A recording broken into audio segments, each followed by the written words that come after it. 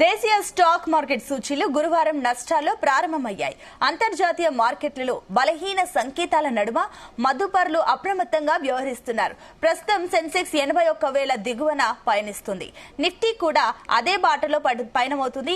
ఇక Sensex 30 index లో Tech Mahindra, Power Grid Corporation, HCL Technologies, IndusInd Bank, Nestle India, HUL, అదేవిధంగా Infosys, TCS, M&M, ITC, Axis Bank, Titan, Maruti Suzuki, Reliance Industries షేర్లు నష్టాల్లో trade అవుతున్నాయి. ఇక Adani Ports, Tata Steel, NTPC మాత్రమే లాభాల్లో ట్రేడ్ అవుతున్నాయి. కాగా ఇంటర్నేషనల్ అంతర్జాతీయ మార్కెట్లో బ్రెంట్ క్రూడ్ బ్యారెల్ $64.86 వద్ద కొనసాగుతుంది.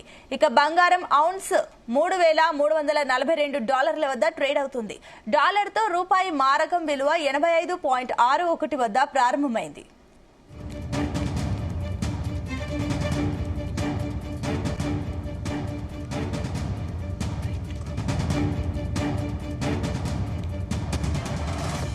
రైట్, ఇక ఇదే అంశానికి సంబంధించి మరిన్ని డీటెయిల్స్ మా కరెస్పాండెంట్ రవిప్రసాద్ అందిస్తారు. రవిప్రసాద్, దీనికి సంబంధించిన డీటెయిల్స్ ఏంటి? స్టాక్స్ ప్రస్తుతం ఏ రకంగా ఉన్నాయి? Good morning Sunitha. ఓవరాల్ గా నిఫ్టీ ఆల్రెడీ ఇండికేషన్ చేసింది మార్కెట్ అయితే నష్టాల్లోనే కొనసాగుతుందని. ముఖ్యంగా అమెరికా మార్కెట్లు కూడా చూసుకున్న నష్టాల్లోనే ముగిశాయి. S&P 500 వచ్చేసి 1.61%, డో జోన్స్ వచ్చేసి 1.91%, నాస్డాక్ కూడా 1.41% మేర అయితే నష్టపోవడం జరిగింది. అండ్ ఏషియన్ పసిఫిక్ మార్కెట్లు కూడా కొంచెం అదే బాటలో నడుస్తున్నాయి. అండ్ నిఫ్టీ ఇండికేషన్ ఆల్రెడీ కూడా నెగిటివ్ అనేది చూపించింది. సో మార్కెట్ కూడా స్టార్ట్ అవ్వడం అయితే నెగిటివ్ లోనే స్టార్ట్ అవుతుంది. ముఖ్యంగా చూసుకుంటే గత కొన్ని రోజుల నుంచి మార్కెట్ క్రాష్ తర్వాత రీబౌండ్ అయిన మార్కెట్ అయితే మళ్ళీ యుద్ధ భయాలు అనేటివి మార్కెట్ లో కనిపించాయి. తర్వాత చూసుకుంటే యుద్ధ భయాలు కొంచెం కనుమరుగైపోయాయి. తర్వాత టారిఫ్ భయాల తర్వాత యుద్ధ భయాలు కనుమరుగైపోయిన తర్వాత మళ్ళీ కరోనా భయం కూడా మార్కెట్ లో అయితే కనిపిస్తున్నట్టయితే మనకు అర్థమవుతుంది. సో దాని వల్ల ఇన్వెస్టర్లు అయితే ప్రాఫిట్ బుకింగ్ లోకి వెళ్తున్నారని అయితే ఎక్స్పర్ట్ లో ఒక అంచనా ఉంటుంది. సో అందుకోసమే మార్కెట్ లో మెయిన్ గా పడిపోవడం అయితే జరగడం జరుగుతుందని అయితే చెప్తున్నారు. ఇంకోటి జూన్ ఎండింగ్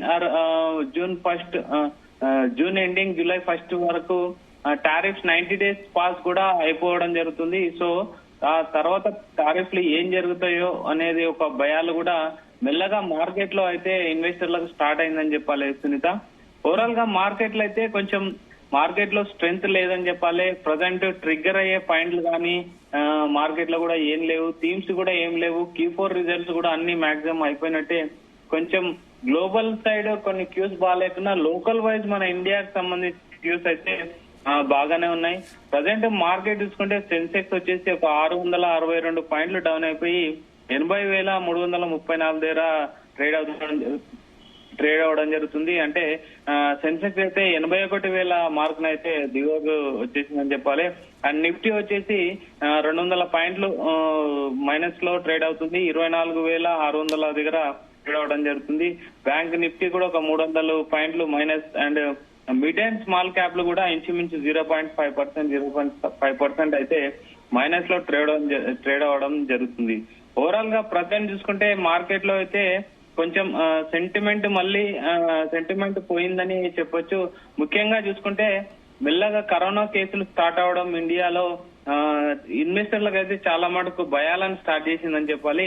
ఈ మధ్య మళ్ళీ రీబౌండ్ అవుతున్న మార్కెట్, ప్రాఫిట్ ని చూస్తున్న ఇన్వెస్టర్లు అయితే కరోనా భయాలు కొంచెం స్టార్ట్ అయినా, అంటే కంప్లీట్ గా కాదు, కొంచెం, అంటే ఆల్రెడీ ఎక్స్పర్ట్లు ముందుగా ఆలోచించే వాళ్ళు కరోనా ఎఫెక్ట్ అయితే మెల్లగా స్టార్ట్ అవుతుంది స్టాక్ మార్కెట్ లో అనే ఒక సెంటిమెంట్ స్టార్ట్ అవడంతో మార్కెట్లు కూడా ప్రాఫిట్ బుకింగ్ లోకి వెళ్ళడం అండ్ మార్కెట్లు కూడా హై రీచ్ అయిన 25,000 మార్కెట్ నిఫ్టీ రీచ్ అవడంతో వాళ్ళు కూడా ప్రాఫిట్ బుకింగ్ లోకి వెళ్ళి లాభాల్లో ఉందామనే ఆలోచనతో ఇన్వెస్టర్లు అయితే అన్ని అమ్మేయడం జరుగుతుంది.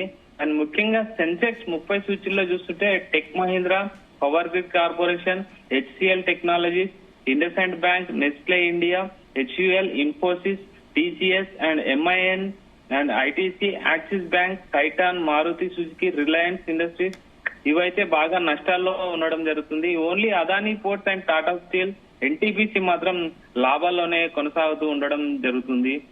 ముఖ్యంగా ప్రజెంట్ అయితే market Sensex and Nifty negative నెగిటివ్ లోనే కొనసాగడం జరుగుతుంది. ముఖ్యంగా మెయిన్ ప్రాబ్లం చూసుకుంటే మాత్రం ప్రజెంట్ యుద్ధ భయాలు అయిపోయిన వెంటనే కొంచెం మార్కెట్ అయితే కోలుకున్న తర్వాత కూడా మార్కెట్ లో మంచి అంటే నిన్న మన మూడీస్ ఒక సర్వే కూడా చెప్పింది, India is the number 1 in total world లో అని చెప్పింది. మూడీస్ సర్వే ప్రకారం ఏంటంటే ఇలాంటి డిస్ట్రక్షన్స్ ఉన్నా గానీ, టారిఫ్ భయాలు ఉన్నా సరే ఇండియా డీల్ చేసిన విధానము ప్రపంచంలో ఏ దేశాలు కూడా డీల్ చేయలేకపోయాయి. ఇండియా ఓవర్కమ్ చేసిన విధానము అంటే ఆర్థిక వ్యవస్థ అంతా దృఢంగా సిస్టమేటిక్ గా ఉందని అయితే ఒక కితాబ్ అయితే మనకి ఇచ్చిందని చెప్పాలి. అండ్ మళ్ళీ ఓవరాల్ గా ఇప్పుడు ప్రజెంట్ గోల్డ్ మార్కెట్ కూడా గోల్డ్ కంటిన్యూగా నష్టాల్లో ఈక్విటీ మార్కెట్ నష్టాల్లోకి రావడంతో గోల్డ్ మార్కెట్ సైడ్ అయితే వెళ్ళడం జరుగుతుంది. ఇంటర్నేషనల్ మార్కెట్ లో ప్రజెంట్ గోల్డ్ చూసుకుంటే మాత్రం 3,000కు పైగానైతే గోల్డ్ కొనసాగడం జరుగుతుంది. And Brent crude oil barrel వచ్చేసి $64.86 వద్ద అయితే ట్రేడ్ అవడం జరుగుతుంది. ఇంటర్నేషనల్ మార్కెట్ లో ఆన్స్ గోల్డ్ వచ్చేసి $3,342 వద్ద ట్రేడ్ అవుతుంది. And compare to dollar rupee value వచ్చేసి 85.61 వద్ద అయితే ట్రేడ్ అవడం జరుగుతుంది. అండ్ నిన్న చూసుకుంటే ఎఫ్ఐఎల్ అండ్ డిఐఎల్ కూడా బయింగ్ లోనే ఉన్నాయి. నిన్న ఎఫ్ఐఎల్ చూసుకుంటే 2,200 కోట్లు ఎఫ్ఐఎల్ షేర్లు కొనడం జరిగింది. అండ్ డిఐఎల్ చూసుకుంటే 684 కోట్ల షేర్లు అయితే బై చేయడం అయితే జరిగింది. అదంటే ఓవరాల్ గా మార్కెట్ అయితే నెగిటివ్ లోనే కొనసాగడం జరుగుతుంది. అంటే మార్కెట్ లో స్ట్రెంత్ లేకపోవడం, ఇన్వెస్టర్లకు కరోనా భయాలు ఒకటి, టారిఫ్లు పాజ్ డేట్ దగ్గర పడుతున్నాం ఒకటి, అండ్ యుఎస్ టారిఫ్ డేట్లు ఎలా ఉండాలి అనేది ఒక ప్రాసెస్ స్టార్ట్ చేయడం జరిగింది.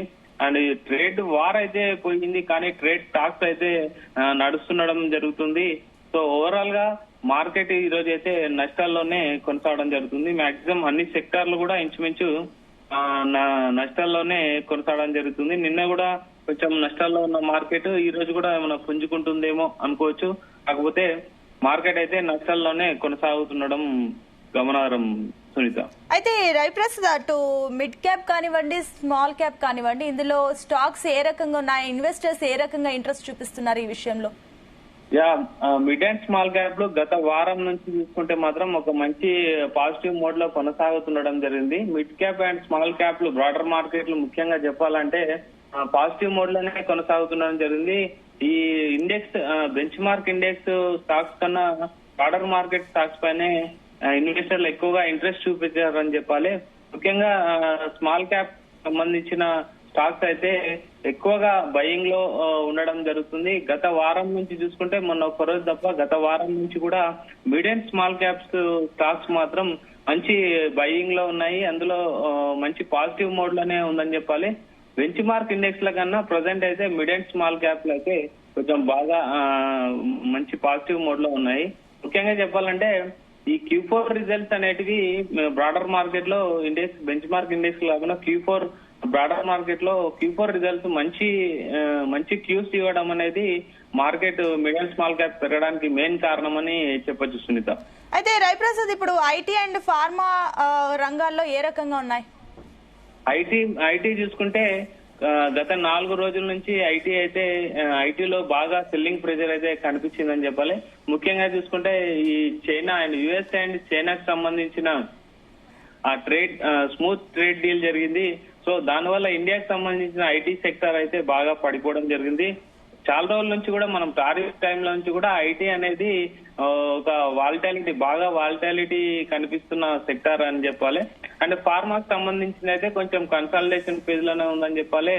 అంటే మధ్యలో ఒక రోజు తరగడం ఉంది, కానీ కన్సల్టేషన్ ఫేజ్ లో ఉంది. ఎందుకంటే యుఎస్ లో టారిఫ్ ప్రాసెస్లు అనేటివి జరుగుతున్నాయి.